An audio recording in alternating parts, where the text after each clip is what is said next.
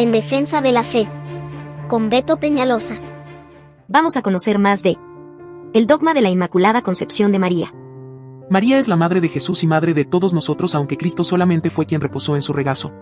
Si Él es nuestro, deberíamos estar en su lugar, ya que donde Él está debemos estar también nosotros, y todo lo que Él tiene debe ser nuestro, y su madre es también nuestra madre.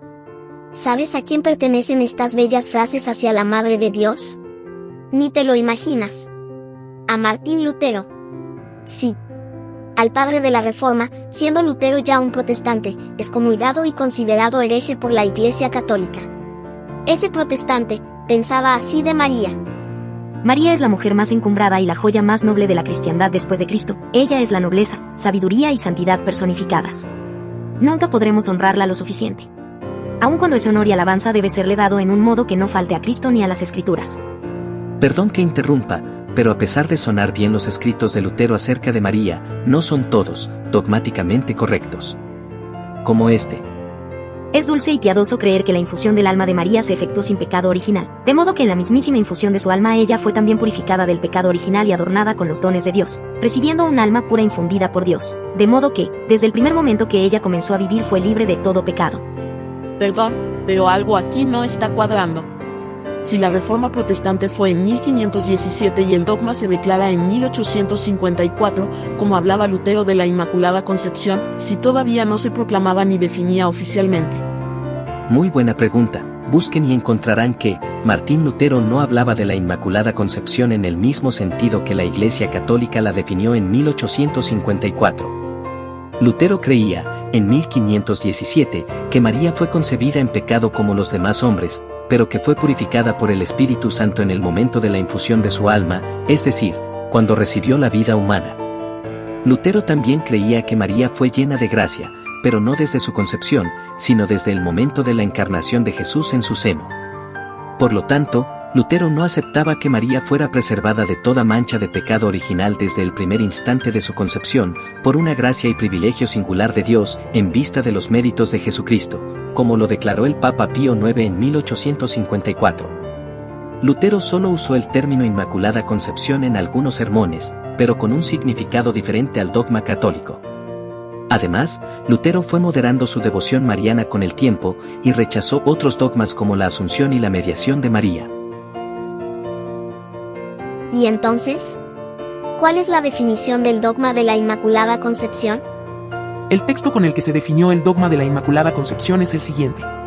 Declaramos, proclamamos y definimos que la doctrina que sostiene que la Beatísima Virgen María fue preservada inmune de toda mancha de la culpa original en el primer instante de su concepción por singular gracia y privilegio de Dios omnipotente, en atención a los méritos de Cristo Jesús Salvador del género humano, está revelada por Dios y debe ser por tanto firme y constantemente creída por todos los fieles.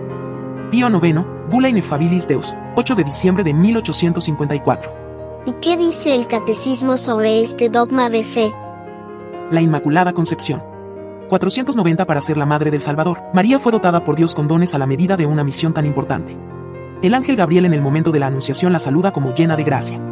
En efecto, para poder dar el asentimiento libre de su fe al anuncio de su vocación era preciso que ella estuviese totalmente conducida por la gracia de Dios.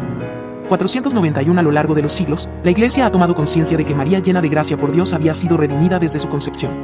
Es lo que confiesa el dogma de la Inmaculada Concepción, proclamado en 1854 por el Papa Pío IX.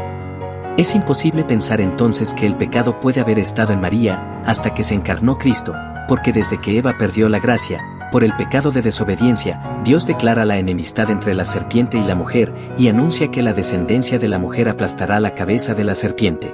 Haré que haya enemistad entre ti y la mujer, entre tu descendencia y la suya.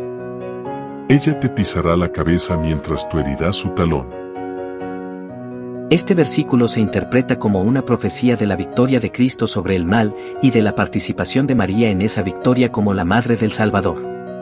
María, por tanto, es vista como la nueva Eva, que colabora con el nuevo Adán en la restauración de la gracia perdida por el pecado original. ¿Conoces al defensor del dogma de la Inmaculada Concepción? Te lo presento. El Beato Duns Scoto. El Beato Duns Scoto fue un gran teólogo medieval que defendió la doctrina de la Inmaculada Concepción de María, es decir, que ella fue preservada de todo pecado original desde el primer instante de su concepción por una gracia especial de Dios. Para sustentar esta teología, Duns Scoto se basó en los siguientes argumentos. Primero, Afirmó que la Inmaculada Concepción es la obra maestra de la redención realizada por Cristo, porque precisamente la potencia de su amor y de su mediación hizo que la madre fuese preservada del pecado original. Así, María fue elegida por Dios para ser la madre del Salvador desde antes de su nacimiento, y cooperó con él en su misión salvífica. Segundo, sostuvo que María fue concebida sin pecado original porque ella misma era una criatura divina, creada a imagen y semejanza de Dios. Por lo tanto, ella no podía tener ninguna inclinación al mal, sino que era pura y santa por naturaleza. Además, María recibió una gracia especial por parte del Padre antes incluso del nacimiento, que le dio una participación plena en el misterio divino. El tercero. El argumento de la libertad humana. Duns Scotus reconoció que María fue concebida sin pecado original porque ella misma aceptó libremente el plan de Dios para su vida. Ella no nació con ninguna inclinación al mal, sino que fue creada sin pecado original. Así, María fue una mujer libre y responsable, que amaba a Dios sobre todas las cosas y se entregaba a Él con obediencia y fidelidad. Estos son algunos de los argumentos que usó Duns Scotus para sustentar su teología de la Inmaculada Concepción. Espero que te hayan resultado interesantes. Y sobre todo, espero que con estos datos, celebremos hoy con más fervor y reverencia a nuestra Madre Santísima, la llena de gracia desde siempre y para siempre porque Dios así lo quiso. Bendita sea tu pureza. Y eternamente lo sea. Pues todo un Dios se recrea en tan graciosa belleza. A ti, celestial princesa, Virgen Sagrada María, te ofrezco en este día alma, vida y corazón. Mírame con compasión. No me dejes, Madre mía. Y hasta en mi última agonía, dame de tu santa bendición. Amén.